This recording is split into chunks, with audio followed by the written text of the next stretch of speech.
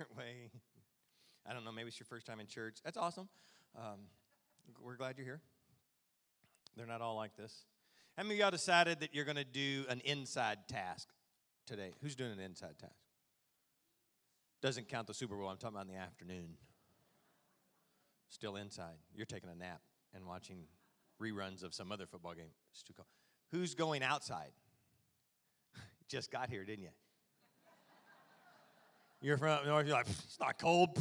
What's wrong with you people? How many's doing both? Somebody said both. Well, that's weird.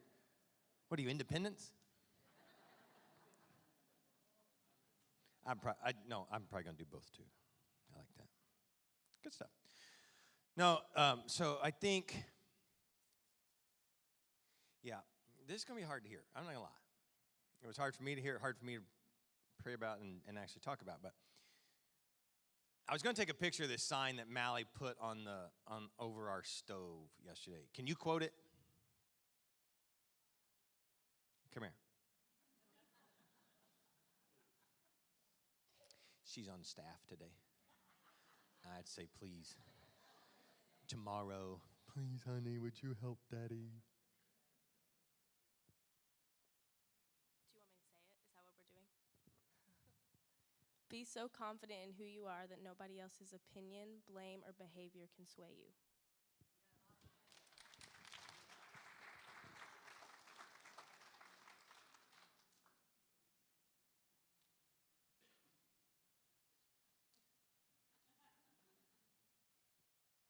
I clapped the first time I read it. I didn't clap the second time I read it. Because it removes all your personal responsibility to others. If intrinsically something isn't understood about the statement. Now, I said that to her and she was like, well, duh. Because at the bottom, you have to intrinsically know that it except for God. Because here's the problem. Our culture believes that exact phrase. Our culture does. We believe that exact phrase with the one caveat. If God's not the one who's making you who you are, then you're just a Christian who's also an idiot. Not just a cultural idiot. If you have become your best version of you, you're not any better off. If there's not a motivator or a creator at the core of it and giving you your best version of you, you're going to miss the mark.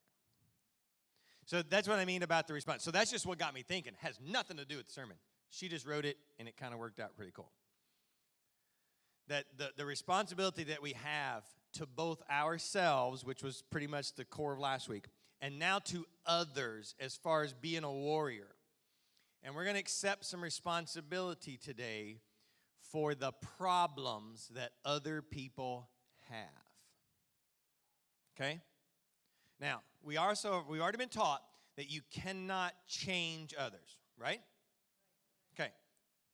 Unless you were the problem in the first place. Think about it.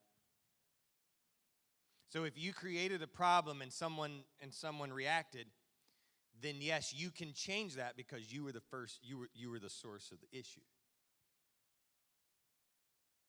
So today we're going to take some responsibility for what you have done, maybe in the past, maybe currently, and hopefully not for in the future, in the lives of others and keeping them from becoming the warrior that God has called them to be. So we're going to accept some responsibility, just for both for ourselves and for what you've done for others. So get ready, and if you don't like that, you can go ahead. You've already got your phones out. Just get on Facebook. If you got headsets, you can go on into Netflix, watch your favorite series now. It's good. Just start to check out, but try not. I'm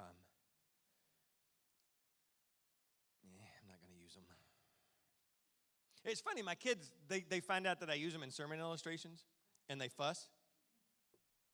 But then that same kid, if you wait too many weeks, they'll go, won't you ever use me in a sermon illustration? And then I meet people, and I'm talking to them like, I'm probably going to talk about those. So if I sound like I'm talking about you because it's something you may have shared, You're right. It's okay. It's okay. A lot of people like to say, hey, I really want to get closer to you as a pastor. I want to spend some time with you. I'm like, okay. But I'm really doing it for data research. I need the stuff. Now, I'm going to talk about my dad a little bit. I'm going to talk about my mom. I'm talking about my family a little bit. But then I want you to relate, okay? So because in relation to that, we're going to actually talk about what's called the father wound. The father wound was originated from a guy named Robert Bly, but then John Eldridge, who wrote a book called Wild at Heart, really expounded on it. Here's what he said about it. Here's John's description of the father wound. He says, every boy in his journey to become a man takes an arrow in the center of his heart, in the place of his strength, because that wound is rarely discussed and even more rarely healed. Every man carries a wound, and the wound is nearly always given by his father, the father wound, or the wounded warrior. Today we're looking at the wounded warrior and what every one of those warriors needs to hear. Now, what we're not going to talk about is father bashing. That's not what I'm talking about. Okay? There's enough of that in culture. You can find it anywhere you want. When you go to therapy, they usually ask first about your originating family, and they talk about it. And it's true. Remember, we're going to take some responsibility. That's true, but we're not bashing. But we're also not going to make this, because in my mind, this isn't just about fathers. This is about us in general towards one another. It can be fathers and sons. It can be mothers and daughters. It can be mothers and sons. It can be sons and daughters together, the brotherly sibling thing. And it could just be each one of us to one another. Because there are plenty of ways for us to hurt one another. If you can't find a way to hurt one another, come on. You're probably just doing it intrinsically. And it's the focus on that's keeping us and keeping others from becoming the warrior that we're destined to be. And that's what John Eldridge was talking about there, is that the wounds that we give to others that never get healed, because number one, as far as from a father son standpoint, they never get talked about, right? I mean, what's the one thing a guy's never going to talk about? His feelings. Exactly right. We're not going to talk. We're just not going to do it. That's why a guy's always fine. Unless you're getting really older and then you talk about the physical things that you're having trouble with.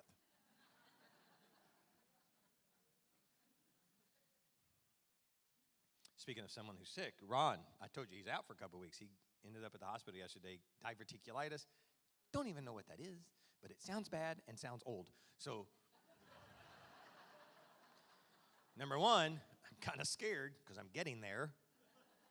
And it's one of those ailments that evidently you people get. I told you I'm getting older as the crowd gets older, but there's still stuff out there for me to look forward to, and evidently diverticulitis is one of them. So if y'all know what it is, tell me later. But tell it to me gently. But I believe there's a lot of wounded warriors here, right? All right, you people, we'll talk over here. No, I mean, remember last week, a warrior is somebody who's ready to fight. I mean, it's just always knowing that there's a fight coming.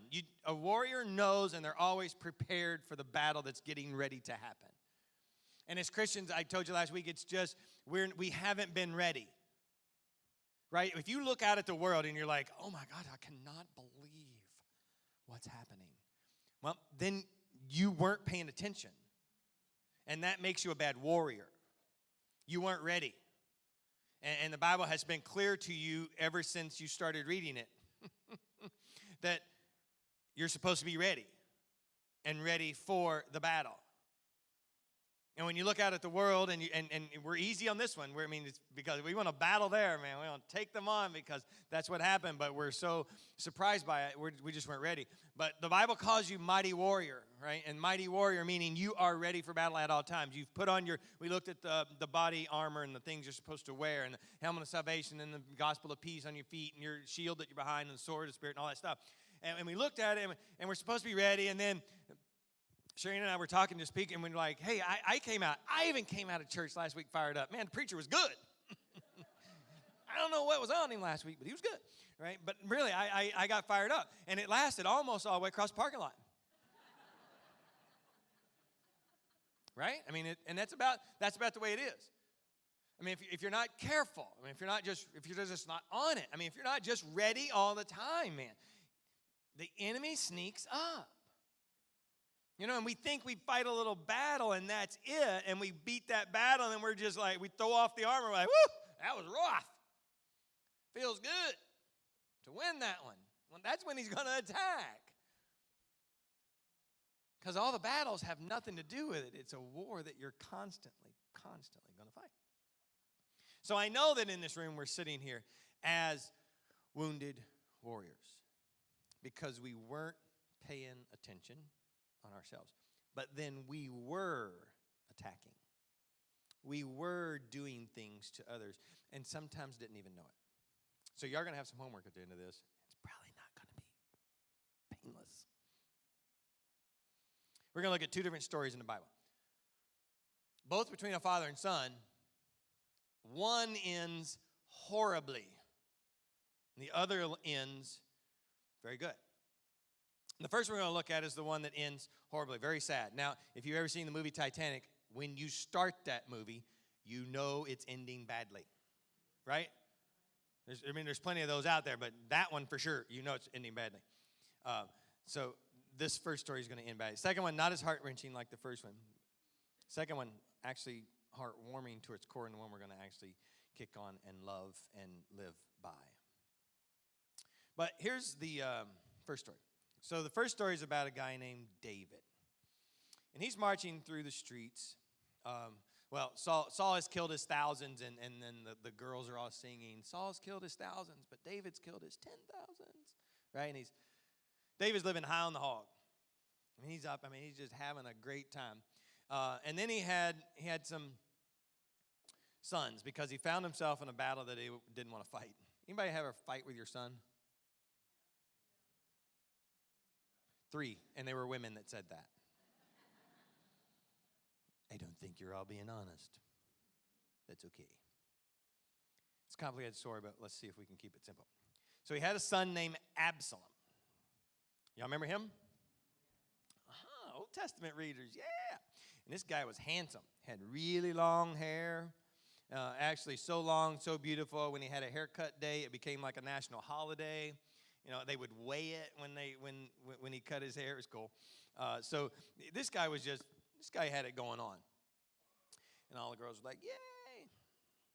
And then he had a half-brother. David had another son by another lady. His name was Amnon. Good going. And then he also had a sister named Tamar. That's right. So we got Absalom, Amnon, Tamar. Amnon rapes Tamar. And you thought your Thanksgivings were bad. So Absalom's half-brother rapes his sister Tamar. Now, problem, David, he didn't do anything about it. I mean, he sort of, but not enough to make Absalom feel happy with the results. Let's say it that way. So as time goes on, this sort of rivalry develops between David and Absalom. If you read, it's a long story, but we're going to shorten a little bit.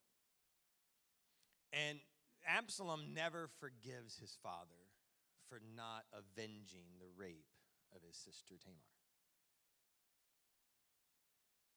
In a sense, David wounds Absalom. And it's almost inadvertent.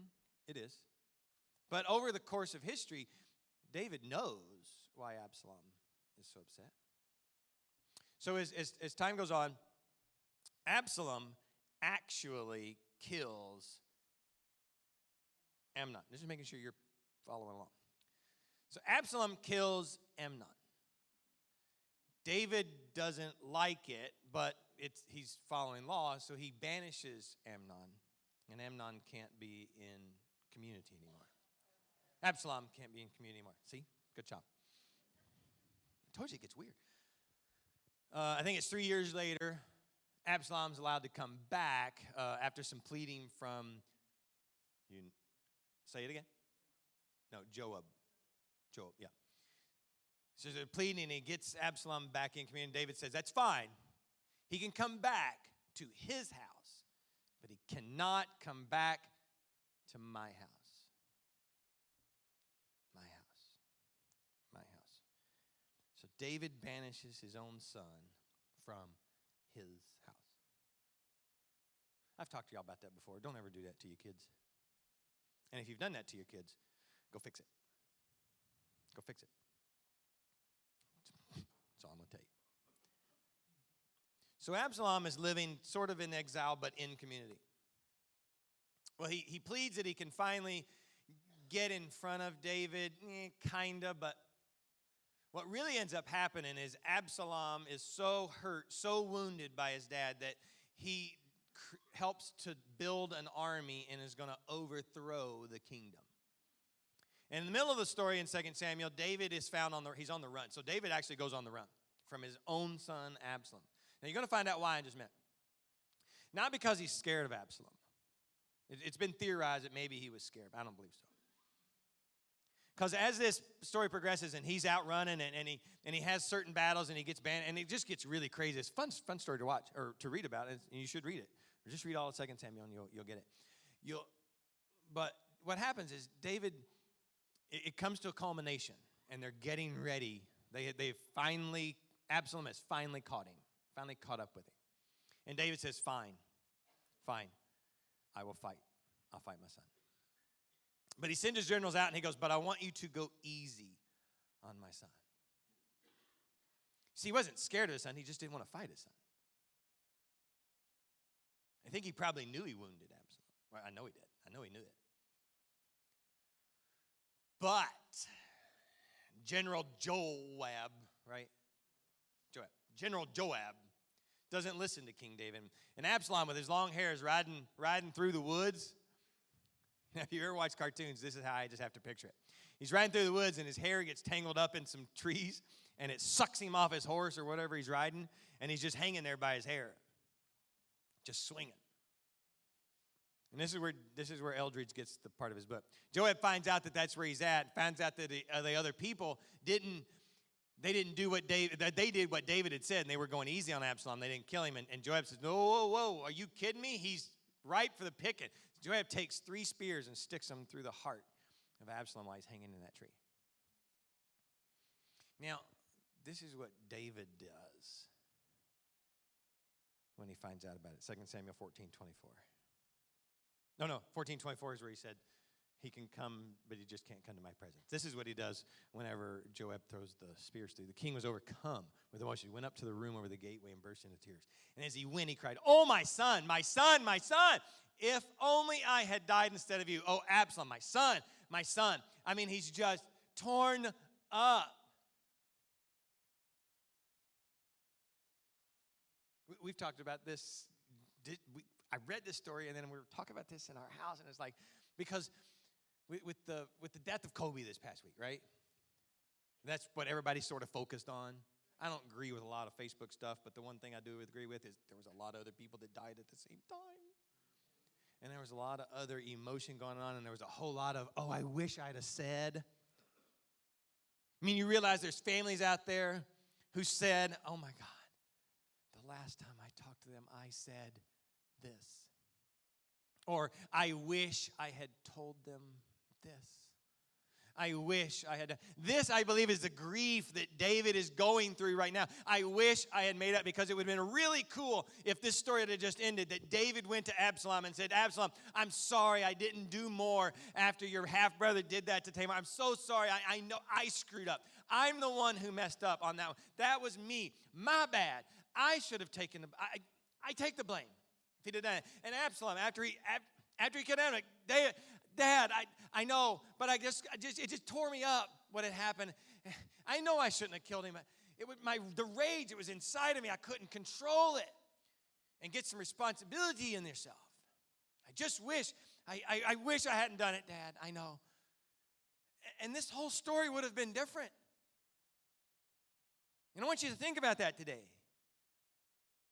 What is your responsibility with the people around you that your relationship would be different today if you had done something different? Not if they had done something different, but if you had done something different. Just find one thing where you just, on the rare chance that you did something wrong. I mean, the minute chance that you said the wrong thing, that you did the wrong, you made one wrong, just accidentally. Think about that. And think about how different the relationship would be. Now, what's sad when you think about that one thing you did, it's going to take 1,000 steps to fix it.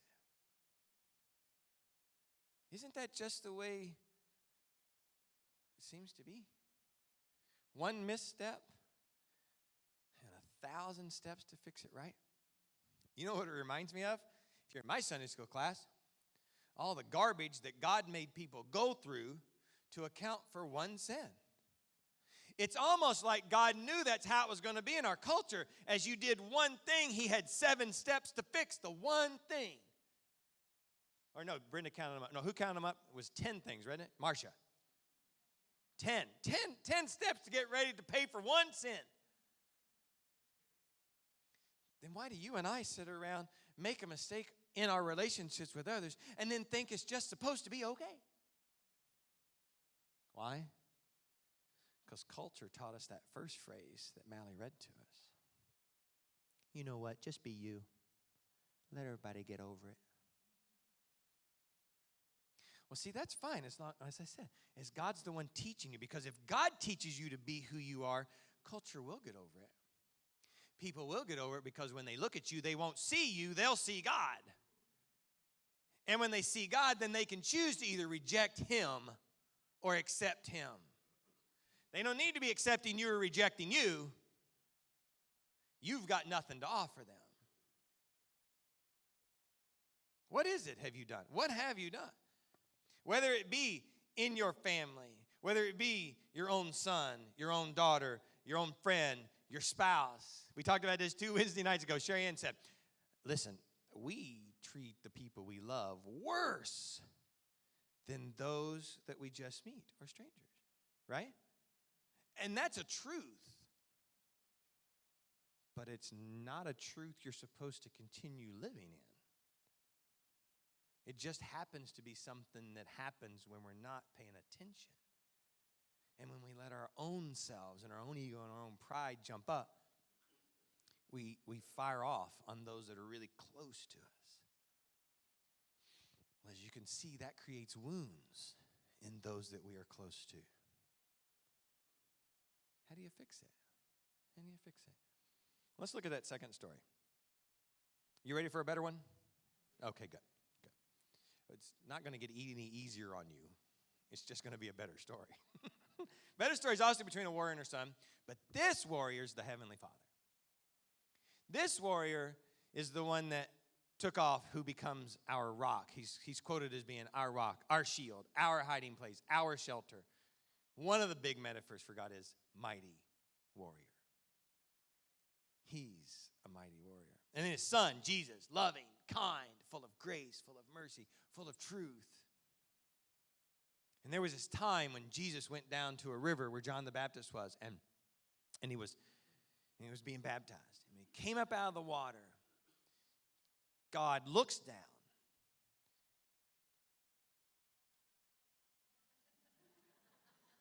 And he texted John the Baptist.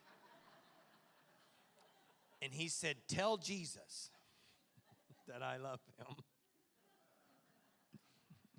And I love him too.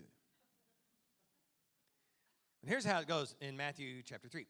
As soon as Jesus was baptized, he went up out of the water. And at that moment, heaven was opened, and he saw the Spirit of God descending like a dove and alighting on him. Now, that's just cool analogy or imagery, and then this is what happens. And a voice from heaven said, this is my son. That's my boy, whom I love, with whom I'm well pleased. Now, Jesus did not have to behave in a way that God would look down at him and say, I'm well pleased. Because Jesus didn't even have the option to behave badly. God was pleased with his son because he was his son. God is pleased with you because you're his son and you're his daughter. Homework. Are you ready? Write this down. Some of you need to go home. I don't care how old they are. And you need to call your sons. You need to call your daughters. And you need to say, you know what? I'm pleased with you. You're my son, and that's why. You didn't do anything today. You didn't do... Some of you need to make up for some crap. Look, somebody just went, no. Some of you have wounded your kids. This ain't a therapy session, but I can promise you it's true. Some of your kids have been to a doctor, and their doctor has said, oh, your parents did a number on you. It's true. This is all over our country, our culture. And it's true. Has to be. It almost has to be. Because you didn't say that necessarily all the time. Now, I'm not saying you're supposed to make them grow up in roses and give them a trophy every time they do anything, no matter what. That's not what I'm talking about. But I am talking about the trophy of I'm pleased with you is no matter what they've done. Because that's the model you're living under. It's the model that you wake up every morning hoping that God remembers how good you are and forgets how bad you are. And when you remember how bad you are, you're scared to death that God's going to do something to get you back. And your kids wake up every single day. If they're young, they wake up in their teenage years. Wake up every single day wondering how you're going to punish them. And we're not talking about spankings because you're supposed to do that. I believe it. I'm talking about as we get older. How you're going to punish them. Has any of your kids ever looked at you and said, I know you're not going to like this. Right? Because you've taught them. You've taught them to behave like you like. Instead of just understanding that because you're my child, I'm still going to be pleased with you. With you. With you. We're not talking about what they do. With you. You see, God never looks at you and says, I'm pleased with what you've done for me. He never says, oh, thank you. That was so awesome the way you helped that person. Man, I needed you today. That was great. You did a good thing for me.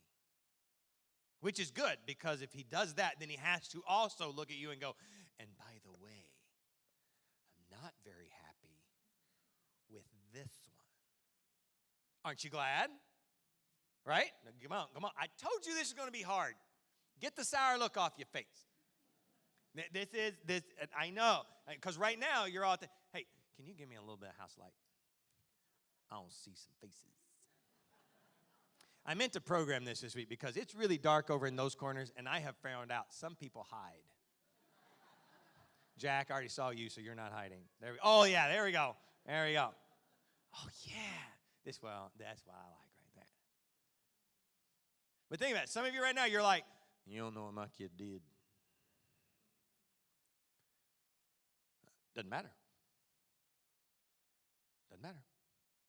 Because it doesn't matter what you did. For God to continually hand you grace. Holy cow, would the story not have been different with David if David had acted like a father. Some of you, I know, you don't have a good father. I hear it all the time.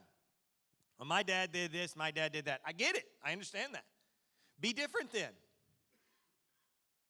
My mom, didn't be different. Change it.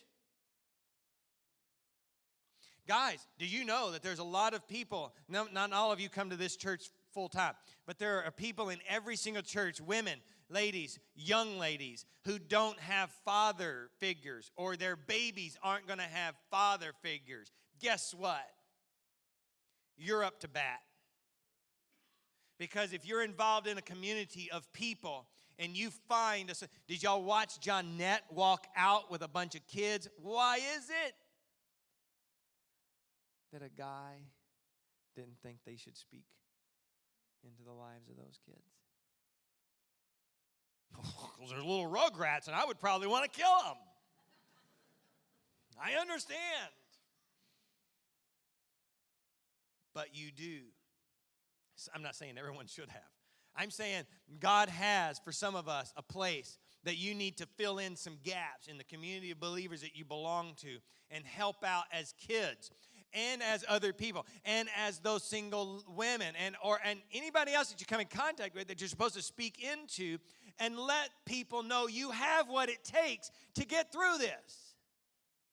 You have what it takes to get built up. You have what it takes to listen to what God has for you.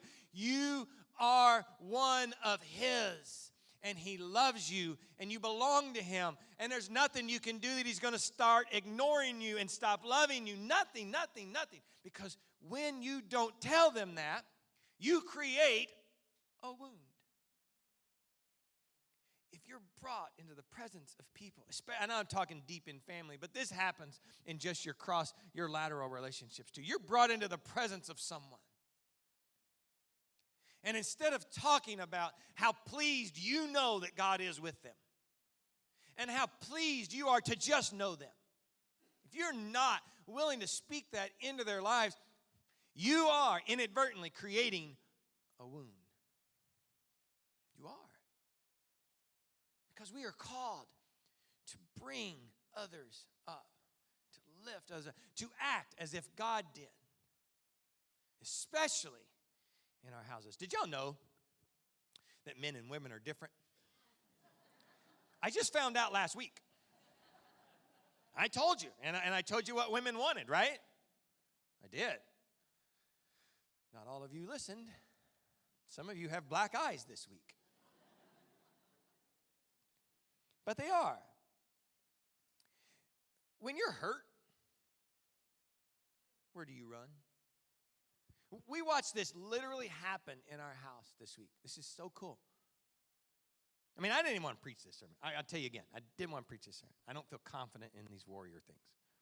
No, because I don't feel confident in myself. It's just being transparent.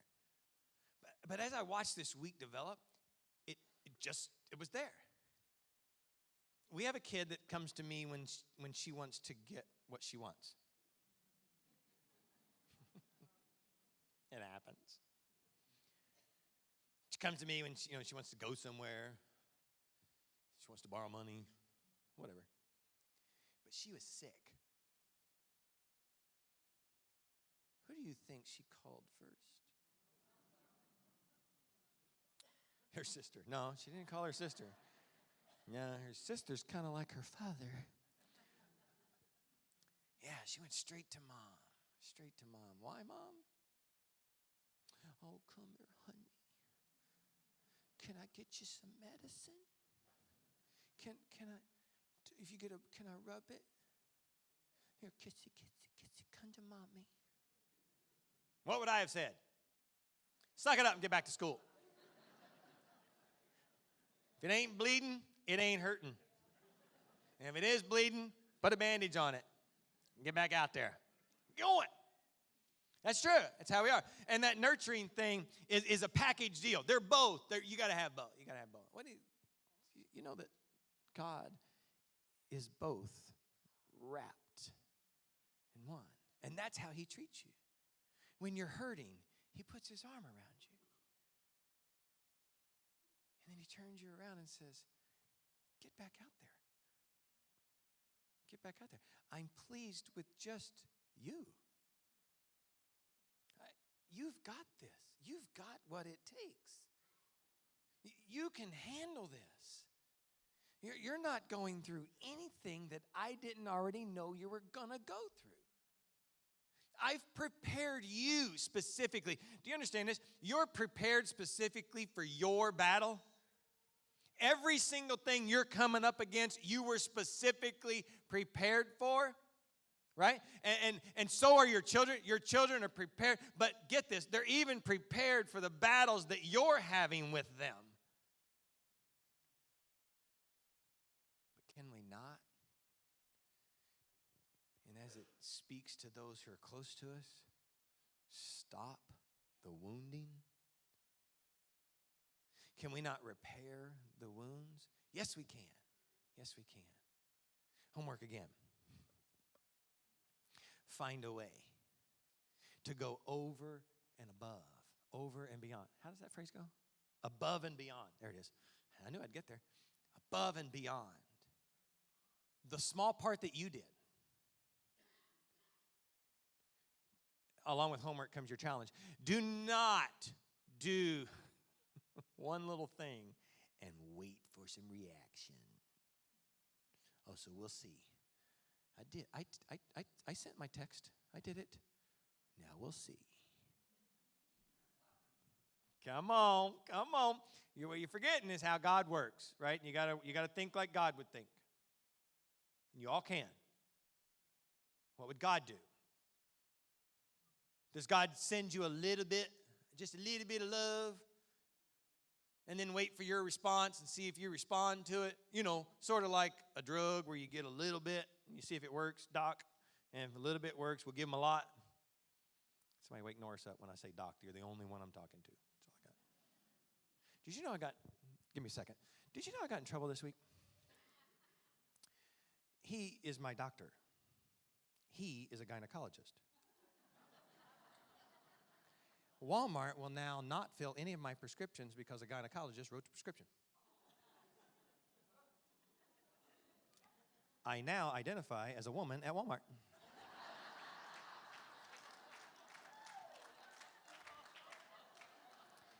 We call that a loophole.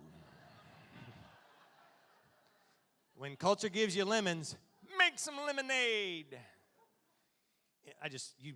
Sorry, I had to give him that. Because I thought about you this week and figured out how to fix it. Anyway, so this whole male, this whole female thing, I wasn't even going there with that. But guys, you and I, we don't like that feeling thing. We don't like talk that thing, but you got to. My father-in-law, he stood in front of a church. See, I can use him as a servant illustration. He died in 2008. He taught, and he taught it here too after we moved down here, that guys, it's okay to say, I love you. Do you know when guys will tell another guy they love him? 1:30 a.m., sports bar. I love you, man.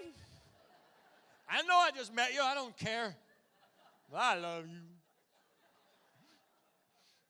It's true. You watch. They walk in there at 6 o'clock. They're like, 1:30. You're my best friend. I love you. You know how guys do it? The whole I love you part? What, John doesn't do that? Oh, tell another he loves you. I'm getting better. My father-in-law taught me that you just gotta say it. But normally we insult one another. Here's a compliment I get pretty much every week. How did an ugly old fart like you marry somebody like that? And they are complimenting. I'm like, oh, yeah, that's a compliment. It doesn't work that way with women. It's not like, how's a scrawny-looking girl like you get a guy like that? And you girls would not be friends if that's how it happened. But it's just different. But we got to be better. Just because that's how it is, it's kind of like the sign. Just because that's how it is, there's got to be something behind it. Guys, you got to be able to speak into the lives of others. Admiration. And building up is the key to us as believers changing the world around us. Starting at home, building out to this community, and then beyond. I know, for guys, it's getting really, really difficult. But we don't get close in our relationships because we don't hurt each other. We get close in our relationships because we learn to forgive one another and ask for that forgiveness constantly. Because you can't live and not hurt. I wish you could. I wish you could just go out there and I could just tell you, go out there and don't hurt anybody. Don't wound anybody. I wish I could tell you that. It's just not made that way. But I can tell you, every single time you cause the wound, you fix it and fix it over and above. I can tell you that. And we can take the responsibility for that part. We get close as we forgive each other because we heal those wounds. We do. The things you've said in the past, you can fix it. It hasn't been too long. Doesn't matter. Don't matter. Are they ever going to do? Will your friend that you offended, that you said something, will they ever come back and be your close friend again? That's not what we're talking about. We're talking about you healing that wound first, and then what God works after that is on him. It's kind of like the same thing we talked about in forgiveness in the first place. But when we're talking about close family, man, this is just constant. I mean, you're going to feel like, if this lasts longer than the parking lot walk, you're going to feel like you're doing this. You're going to feel like this is what you're living in. Just granting forgiveness all the time. You know, you're going to feel like you're the one who's always having to forgive. Good. Good. Because now you've achieved God the Father. Because he's up there just forgiving all the time. Just intrinsically forgiving. Not even looking at you going, oh, yeah, okay, I'll forgive that one. That's good. That one, going to take a day. No, it's just, I'm pleased with you. I am pleased with you. I am pleased with you. God is pleased with you. He loves you at your core, and he's giving you every single thing you need to fight the single battles that you're given every day. You don't have to walk around wounded. You have someone who you accepted into your life to live out every single day in his will and in his grace and in those things that he already knew you were going to face. So have the courage and the faith to receive apologies and to forgive others as you've been forgiven by Christ himself. Rise up, men of God. Rise up, women of faith. Rise up. Be prepared to fight and to win. A warrior is not a warrior because they always win. A warrior is a warrior because they never stop fighting. They never give up. They never back down. A warrior is someone who looks at the devil and says, you start it and I'll finish it. I am ready for whatever you want to throw at me. It's a battle cry. We've tried all week to come up with a battle cry. I mean, we've just thrown ideas back and forth to one another. We ain't got one. We tried really hard. But a warrior is a person that wakes up and they launch that battle cry in their life, even if it's just metaphorically. And they're ready for that day. They're ready for that moment that whatever the enemy's going to throw at them, and you tell him, bring it on. I got this. And you're preparing the people around you to do the same things. And we have to stop causing the wounds in as much as we're responsible for. And do more encouraging. I love what Chelsea wrote about you. You see, that's the kind of stuff. But not just when people are sick. That's the kind of encouragement that all of us need on a daily basis. That's just proof that you can do it. That's just proof that you have it in you. But it's kind of also proof that we're waiting for a circumstance to happen in order to have the desire. What I think God has put inside of you is a desire to build and encourage one another, especially those under our influence, to build up and to encourage and to lift up and to pray for and to text and to just, I'm pleased with you. You got this. I mean, if you go back and read Chelsea's Facebook page, the stuff you all wrote to her, come on. That's what you're supposed to be telling every single person you know. Yes, you got this. You can handle it. Just every day. Just, hey, I woke up and I ate bacon shaped like a cross. You got this. I don't know. Encourage. I know some people only post stupid stuff. That's sad. But to call up. Think about it. How many of you all are parents? Just real quick, we're done. How many of you all are parents? See? You've all got stuff to do this afternoon. You do. Whether you're going to be inside or outside. Doesn't matter. You're going to tell each and every one of your kids, I'm proud of you just because of who you are. I'm going to tell you what, it matters.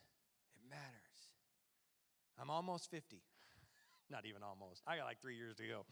Ah, sweet Jesus. Anyway, and yet, every time I get a birthday card, the amount of money in it is getting smaller, admittedly. But my mom always writes the same phrase. We are so proud of you. So proud of you. And that's cool because I used to teach her, or tease her, you know. I have a brother, and he's better than I am. He works for the organization, you know. But I used to tease her, you know, you love him more than you know. He's the good son, right?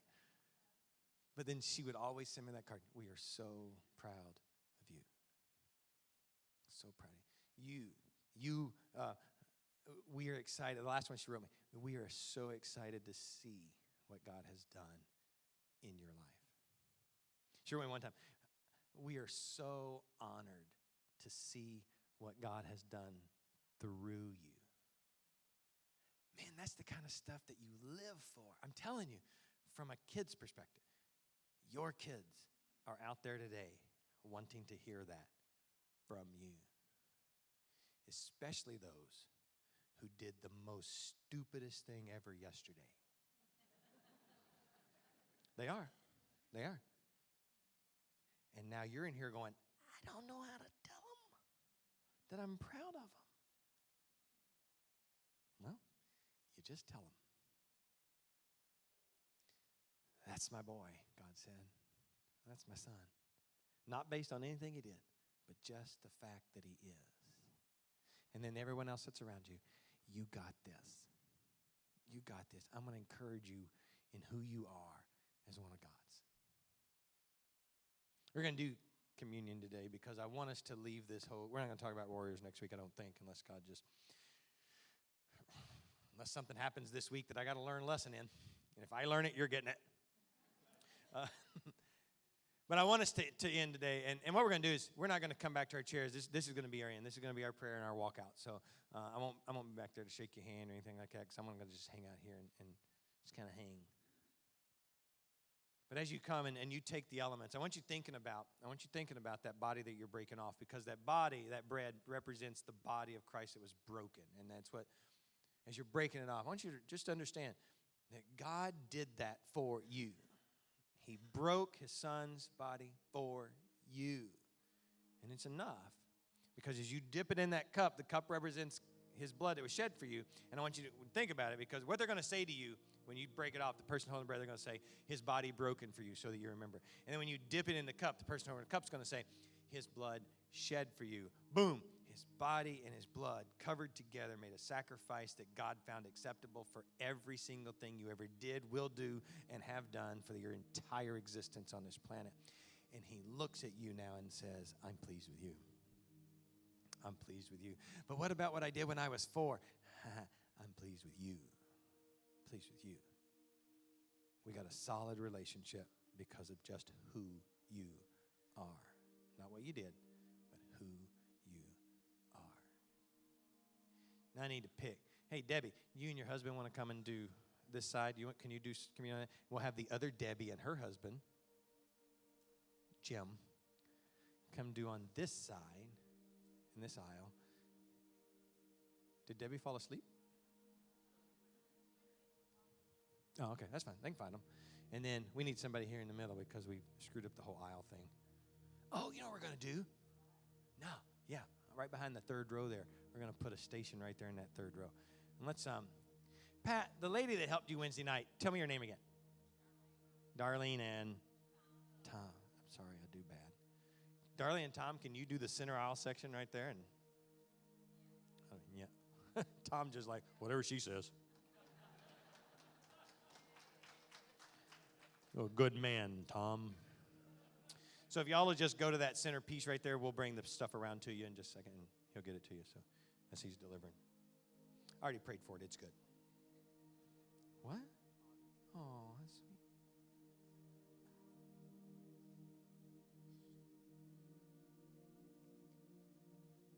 Thank you. So let me pray for you, and then you make your way to one of these stations. God, I'm asking for the painful today that you lay on our hearts. What we got to do to correct some wrongs that we've done in the lives of our families and our friends.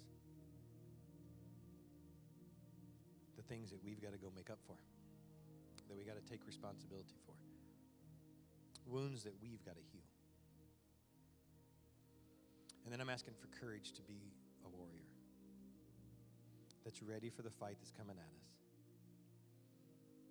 To accept the healing, to offer the forgiveness.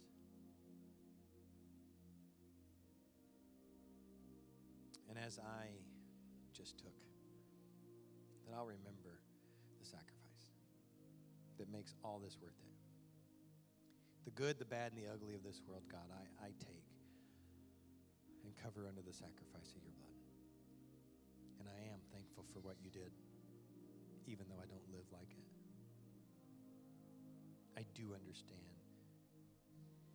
my purpose on the planet, even though I don't live in it all the time. Help me be the son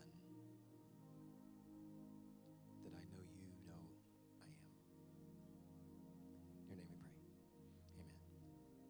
Y'all make your way down to one of those stations.